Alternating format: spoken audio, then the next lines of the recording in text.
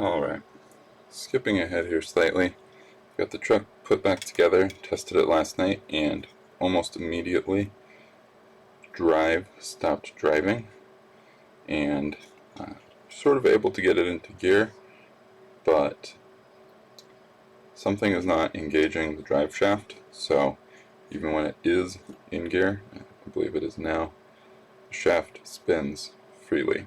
No, not freely, there's something scraping. So something bad happened in here. Found a video, which I'll provide a link to, where they take this apart and discover this has been cracked. So let's see if I can get out parts we want to look at. So this is the shifter, clutch if you will, and it fits into, this isn't the clutch, it's the, one of the gears, one of the components inside of the transmission. It goes between the two different speeds and the gears for them. And it's supposed to sit in here and engage like that, but obviously the hex here is kind of stuck in the middle, so that's preventing it from engaging fully. And then you can sort of see this already. I don't know if that's visible on camera, focus fixed, but on the top here there is a small crack from the looks of it. Push this out. Yep, it's just completely cracked all the way across. So definitely an issue with these transmissions. We'll run into that, and so that's supposed to fit in the middle here. It feels like if I put enough JB weld on that, it might actually stay in place. So I'm going to clean this off with alcohol, get all the grease off of here, and then just weld that on, hope for the best. Because of the way that this spins, it doesn't really matter which orientation this is on, but I'll, for convenience, we'll probably line it up with the ends there, and then I wouldn't JB weld this in a heavier car, but for this truck I think it will be alright. Planning on getting one of the fully metal gearboxes, but not sure if that will solve this particular problem, considering that it's just sort of a crack along the side of that hex. This looks like an offset. You could probably take like a PC offset, cut off the thread at the end, and drill it through. But I'd worry about that having the same issue, cracking in the same way. So if I can find some steel ones, I'll definitely swap those out. Looks like some grease on these gears, but they don't look too torn up. Didn't run it for too long with the transmission slipping, and this actually seems, I think this part, I thought the shifter was bad, but I think the shifter is fine. Just wasn't able to engage because it was stuck here. So this hex is supposed to stay on the splines, and that then when these are always spinning freely on this shaft, they're being meshed with the other gears, and then when this, which is on the hex, it's supposed to move around a little bit, so when that comes in contact, then it will engage with the splines on here. But I'm also seeing that this hex might be longer than it's supposed to be. It does look like the other ones I've seen, but I'm not really sure why it would protrude on both sides like that when this is also fixed onto the hex itself. It's possible that this is not supposed to be fixed and that this is supposed to slide freely. I'm not entirely sure about that, but the teeth are not long enough for this hex, that's for sure. So I think I might try and find a shorter one, reduce the length of this one, see where that gets us. Yeah, this is definitely a basic issue with these. I've had to adjust the mesh in the other one. It worked better, but nothing broke. But it wasn't perfectly lined up. So there's another gear on the other side of that, and then sort of goes in here, and this will mesh with either one of these gears. But if the hex, this actually drives the shaft, so if the hex on the shaft is not doing anything, then you're not going to get very far.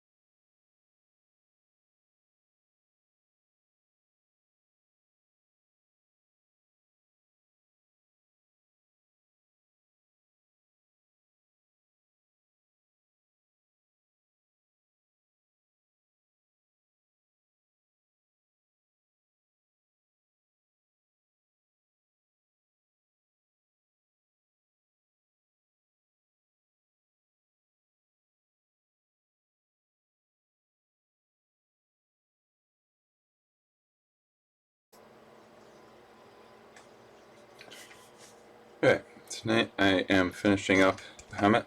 Hopefully this will be the last of the modifications. Restart. Tonight I'm finishing up the HEMTT. Hopefully this will be the last of the modifications.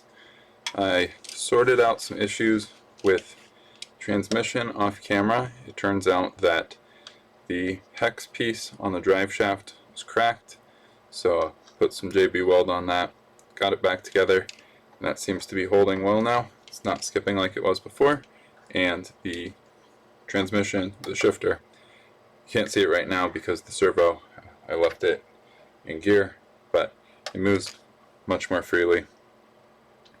I just wasn't able to slide on that hex, so I sanded down the inside a little bit as well.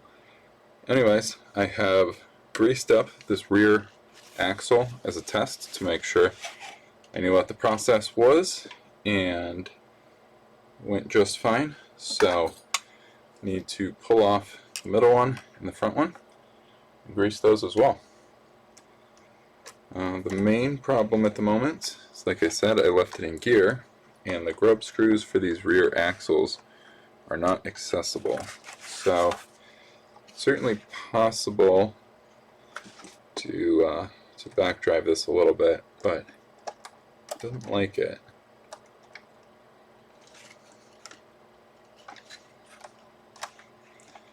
So we can get this off at the front, which is actually going to be good enough for now.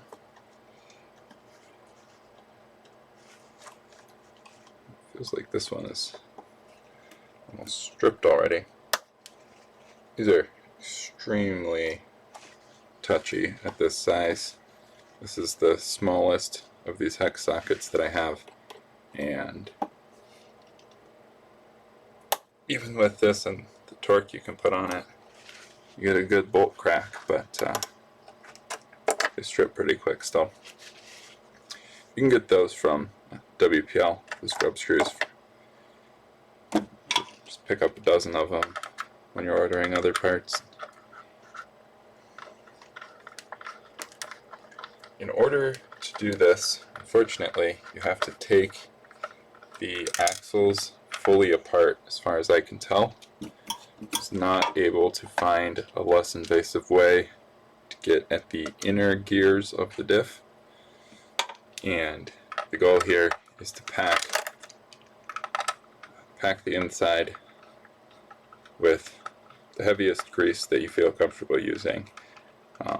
I have some 500,000. It's the Traxxas diff lube 500K, and I put that in the rear. So you see this one spins freely, and the rear does not. Despite being connected to all of the same stuff, it just doesn't spin. And if you push against it, you can spin it, you can drive that, but it's sticky in there. So that's what I'm going for the second one as well. I have to crack both of these drive shafts off and then negotiate this out. I don't think I got this one all the way. If these start to give and then they get stuck, they're usually getting stuck on the lip. So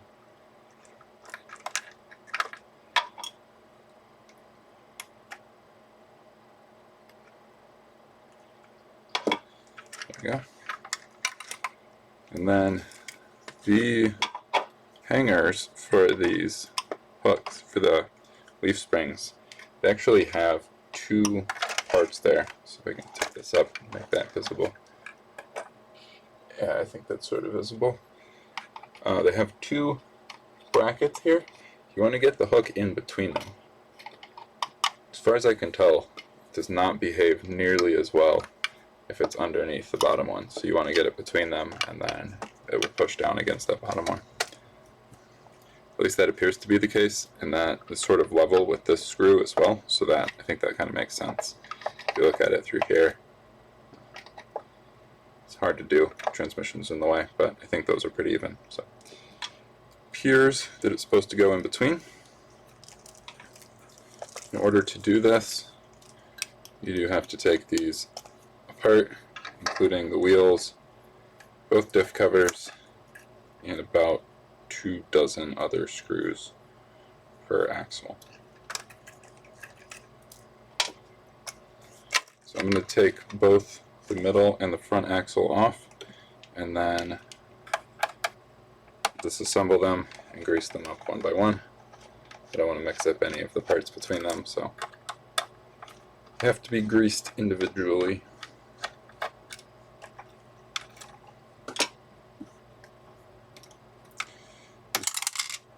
Drive shafts for these two are the same, so that actually does not matter. Those are interchangeable.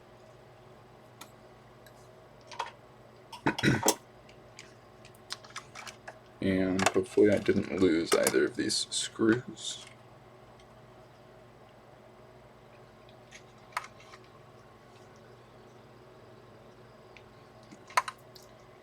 Alright, so those are both of the axles, and it turns out that this steering hanger actually likes to stay with the servo horn, which makes sense. I just screwed in there.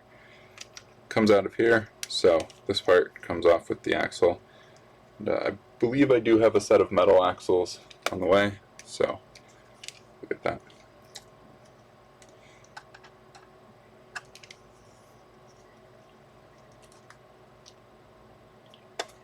Get the truck out of the way.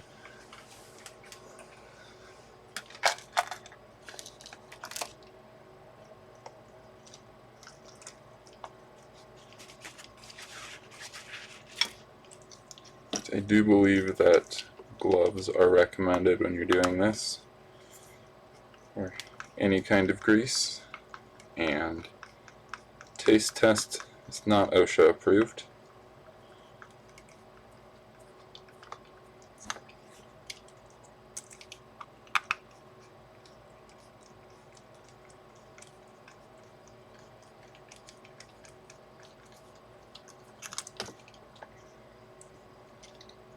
As far as I can tell, these are identical to the WPL wheels. They have pretty similar depth of hex, and they screw into the middle of a plastic bracket the same way. It's a smaller hex, one of the smaller ones that I've encountered, but you can drive these alright, so I haven't stripped one yet. Maybe I haven't used them enough.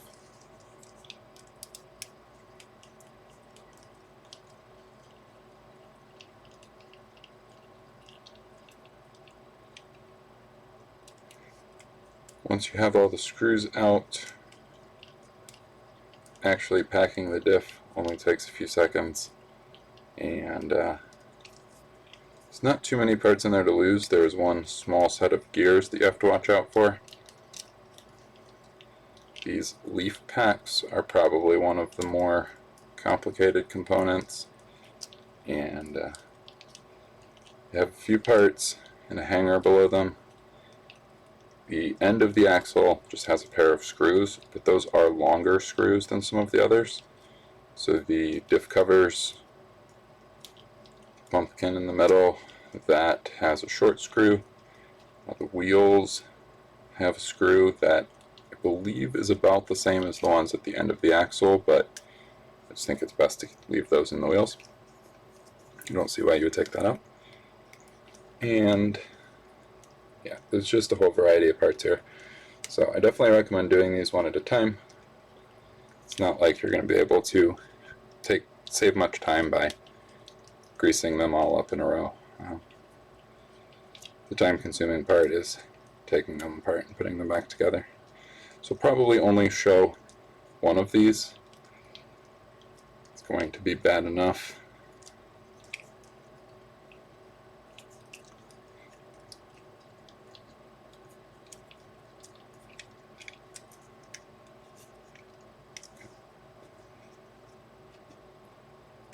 So those are the end screws, those are the spring packs, and the spring packs sort of flatten out a little bit. They develop almost a flat spot, sometimes a W in the middle. I'm not sure if those ones are going bad or if you need to replace them, but these parts underneath, I do believe these are plastic, and I want to replace those with an all-metal spring pack. I'm thinking about upgrading this to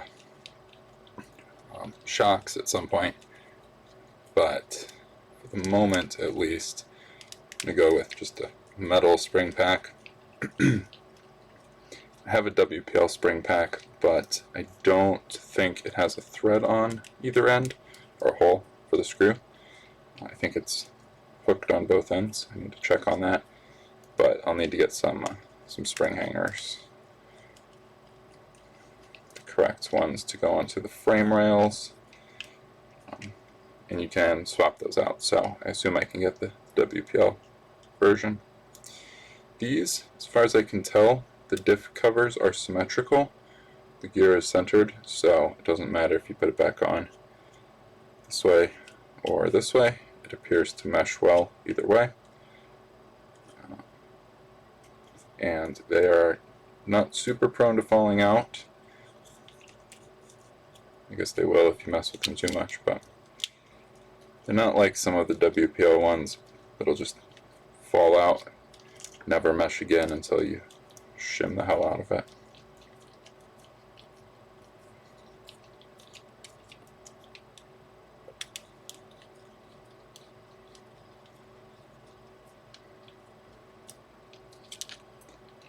I don't have a shim kit out because I haven't had any issues with the rear axle, which I already did.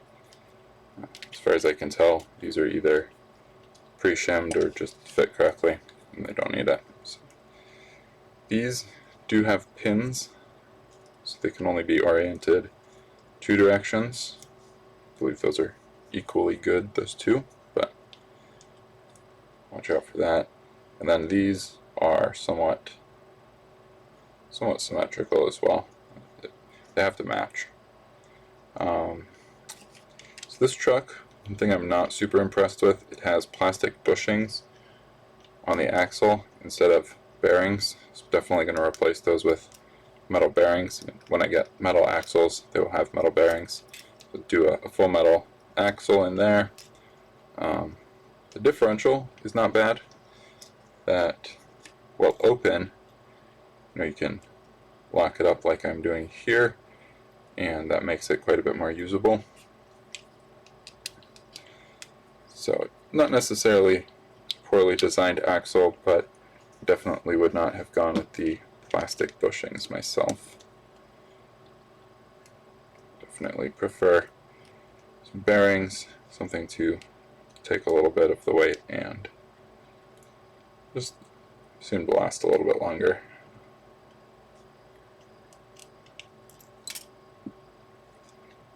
That part flew away. Once you take these 4 small screws out, this will try to fall apart on you, and this will fall back, so just leave that on its end. And this is the actual transmission, or the differential. This middle gear set, there are slots that it goes into, and it looks like there's 2 sets, so I think it can go in either way. If you set this down, it will pop out. Watch out for that. Take it out if you want.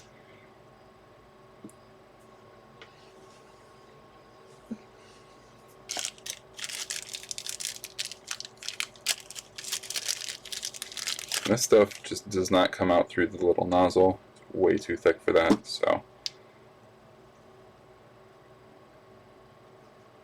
On the other one, I did not knock these little gears off. Probably don't want to do that. Just be very careful picking this guy up.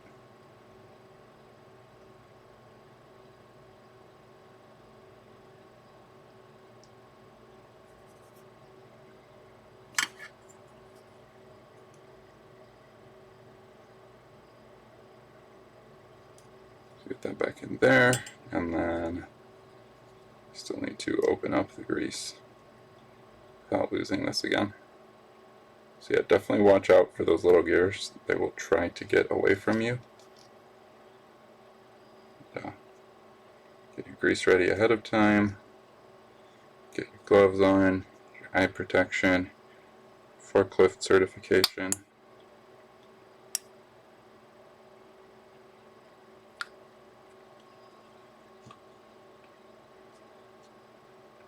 And with this, you have to work it in there a little bit.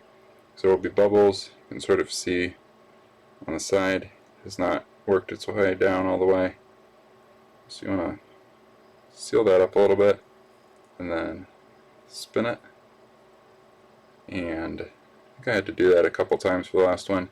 It's already starting to ooze out a little bit, but if you open it up, it does not look like it's fully packed in there to me. So I haven't run out yet. Just give that a little bit more. If it comes oozing out, then that's where it wants to be.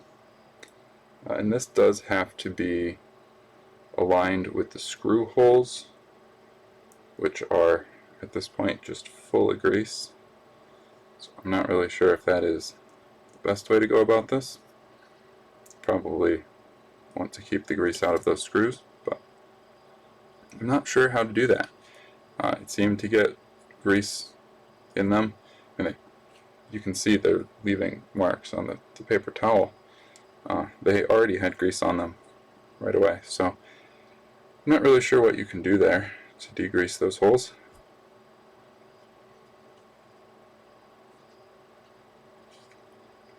You can, with this thick of a grease, it will just come out in chunks.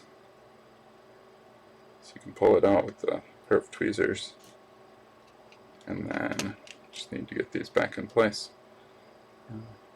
Don't believe I lost any parts from the inside here, so should be good to put this back together.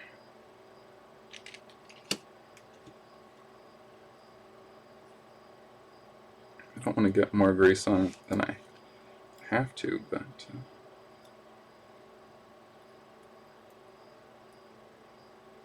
there we go.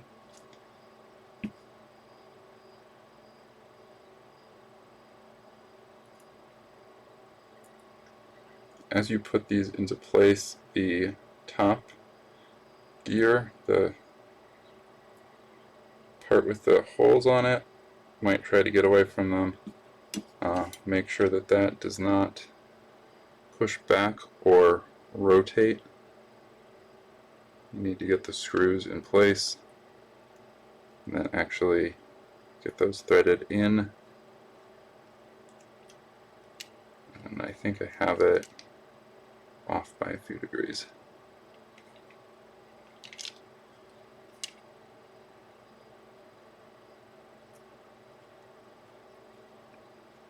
So when these actually start to bite, it does become, I think, pretty obvious, because it will tip.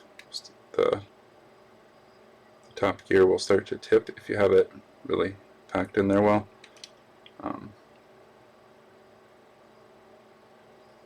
So do it like an actual set of bolts and go around.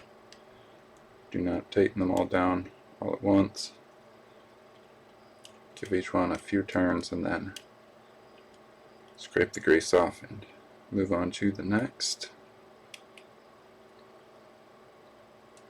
I'm definitely worried about the amount of grease that got in all of this, but like I said, I'm just not sure what to do about that, considering how you pack this and how it's laid out. There's just not really a way to prevent it that I can see. But if you know of one, definitely let me know. And while you're doing this, make sure not to lose any of the bushings or these clear washers.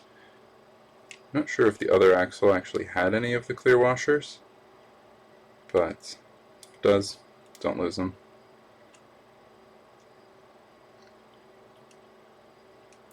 And then just go around on this until it is snug. I don't think they have a torque spec, but not to yield, because then it will not work again. Anyways, let's pull that back, a little bit of grease on the outside of this one, but it's the center, so I think I might actually add just a smidgen more. And I have all 4 bushings accounted for here, so that's good. Just going to balance this on the wheel and find it's often easy to line up the outer ones and then go across, unless it tries to escape.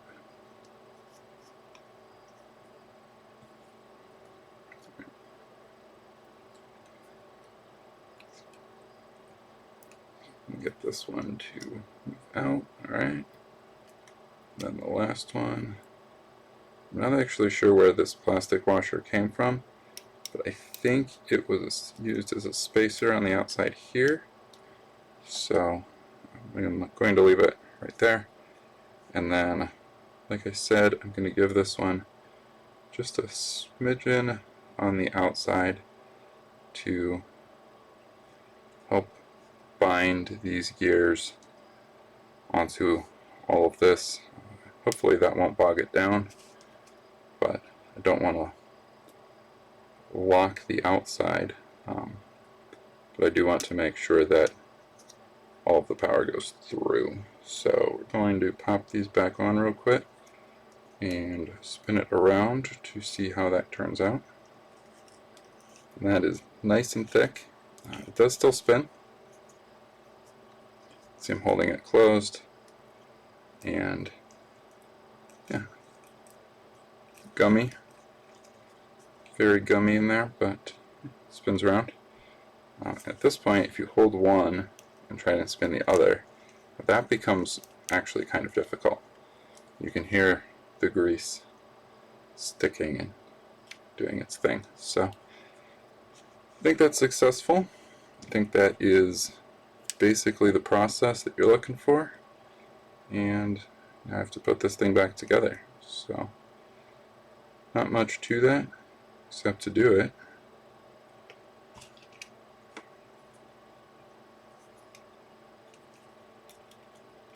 And screw it. These stock plastic axles do not have any kind of gaskets on them, so if you have access to some kind of paper cutting machine, definitely cut out some paper gaskets. I think I might do that. I'll have to wait for metal ones to come and see what the pattern, the bolt pattern, if you will, is on those caps. But yeah, sealing these up never hurts. Keep some of that dirt and dust out, keep some of the grease in. At this weight, I wouldn't be too worried about it leaking out casually, but if you're letting it sit for extended storage, or actually driving it outside in dust and water, you do probably want to try and seal these up a little bit better than these stock axles. But if you're driving in serious dust and water, you're maybe not using the stock axles anymore. Or maybe they're better than I know.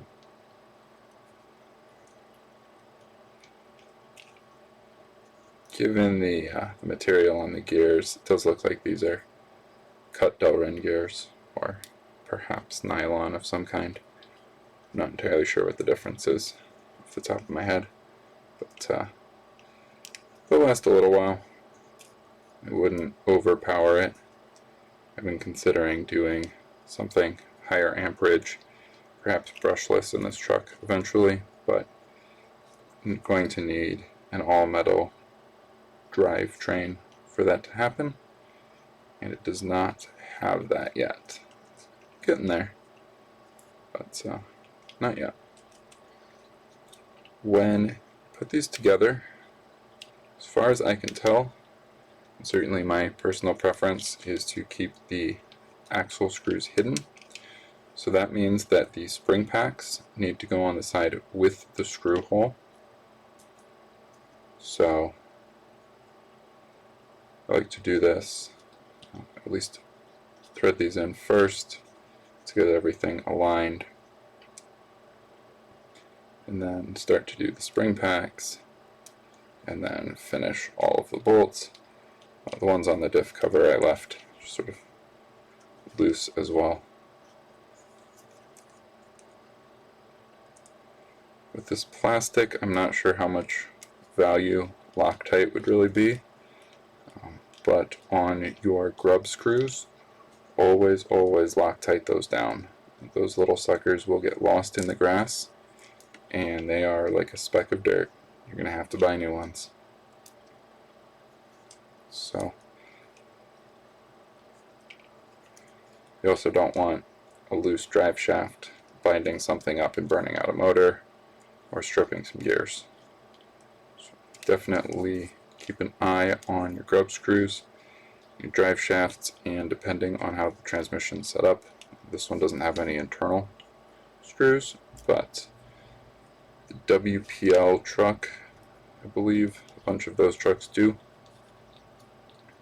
There's a couple grub screws inside the axle somewhere, or it's the SCX24 I'm thinking of, but one of those other small pickups has a couple to watch out for, and if those get loose inside of an axle, obviously it's going to be pretty noisy. So, with these spring packs, as you start to tighten it down, it will change shape, so it will just keep tightening for quite a while. The one thing to watch out for, and actually I've already potentially messed this up, the direction matters of the hole and the hook. On the middle one, actually it might not, but on the front and the back it certainly does.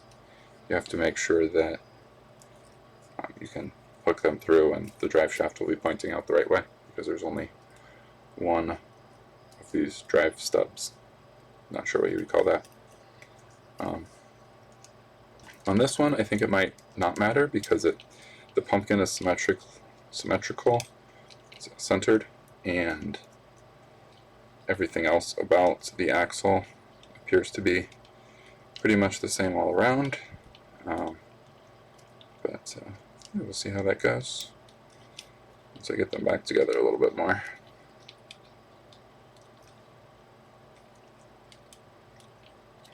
And then, unless something surprising and unusual comes up with the front axle, I'm not going to be including that in the video. I think this will probably already be long enough with the initial teardown, the initial testing, the testing afterwards, and everything else I plan to do. So, just one of the three axles shown as far as I can tell, pending the front axle. The process is pretty much the same. With the front axle there are a couple extra parts to take off, but once you have the steering off, otherwise it seems to be fairly similar.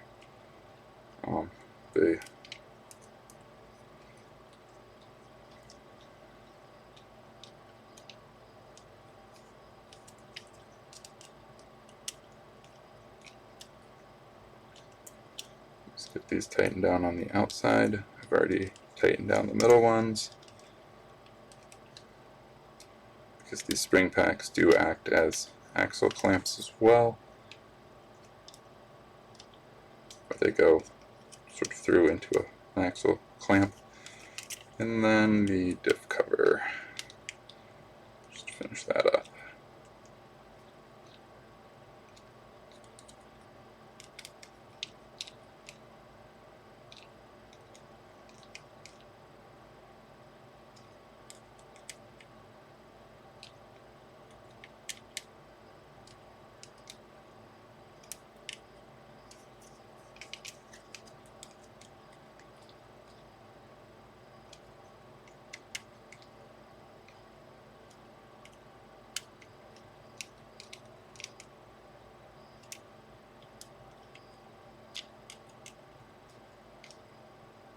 Alright, I think that is all of the screws needed to be tightened down. So now it's just time to stick the wheels back on and stick this sucker back in the truck. We'll need the drive shafts, and drive shafts came off with this, so they'll go onto this before this goes back on the truck. But I don't see a reason not to put the wheels on. That will let me demonstrate some of the viscosity of this grease.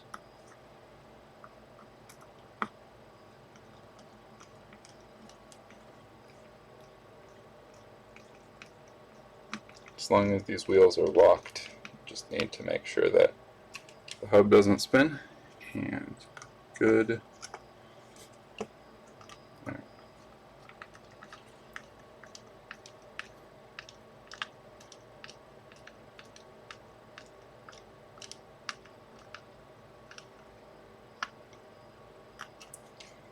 Crank that down without stripping it.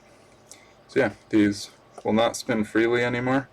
They will spin, certainly going to go around, but if I'm holding the output shaft and one of the wheels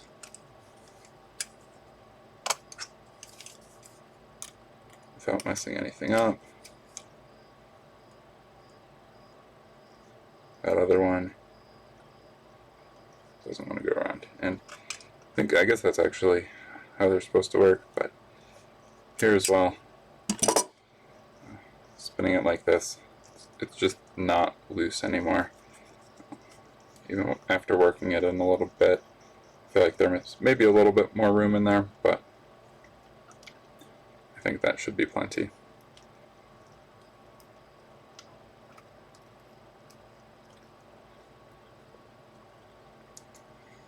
So now to get this back on the truck, first I have to do the drive shafts. As far as I can tell, it does not really matter which way these go.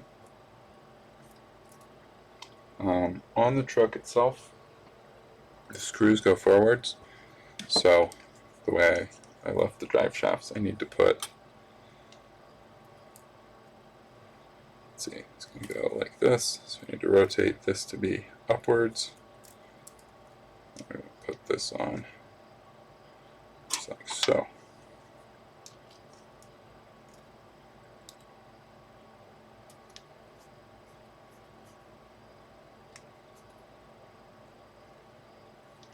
And if these clamp down in the right spot, you can tell because they aren't going to move.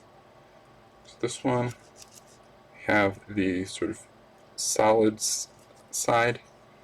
The inner side is going towards the middle, the solid side is going towards the transmission. So I'm going to replicate that on the front axle. When it comes time, that's where that drive shaft goes.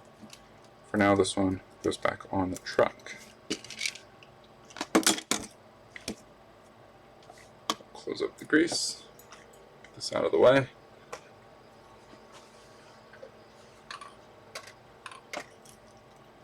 And then, without getting grease on my temp top, thinking about putting together some kind of expedition cap for this, an expedition body, full-size RV, something in the 1/16 scale, which I believe this truck is. Listed as 112, but everything seems to agree that it's closer to 1/16. Anyways, put together a hard expedition bed body. I'm not sure what that counts as. For the back of this, something that I can maybe take the roof off of, or even expand into a tent. Just go full toy hauler with it.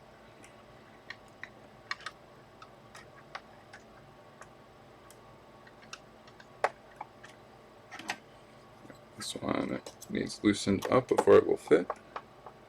And then that is also on the right side, so lock that down. That one is the one that feels like it's stripping, so I'm not going to mess with that too much more. Feels pretty secure, and if it is starting to go bad, I don't want to stress it. So last step here is just the last two screws to get the axle to get the springs reattached to the frame and the spring hangers. Just make sure the spring's centered, pop it in place, and then screw those down. You can drop the screw on the floor if you want.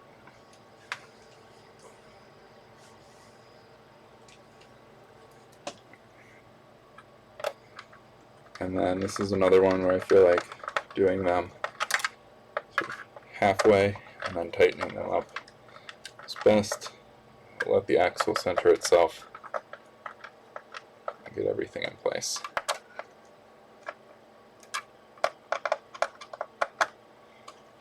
Alright, so that is the back side done, and you can see no more spinning on either one.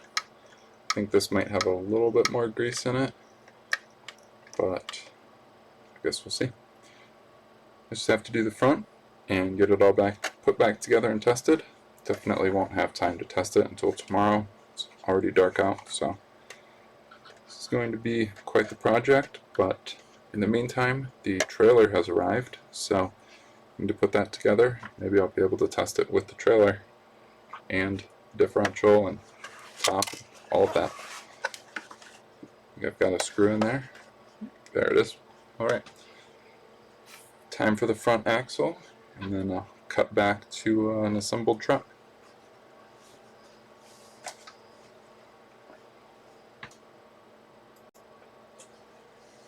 Okay, so one quick tip about the front steering axle. Do not need to take apart this assembly with the C-cups on the end, and you don't need to take the dog bones off as far as I can tell. It should come apart in the middle. So disassemble the axle like normal, and then I guess if these fall off, that's fine. But this does not need to come apart, so this is what you should end up with, and then normal differential in there.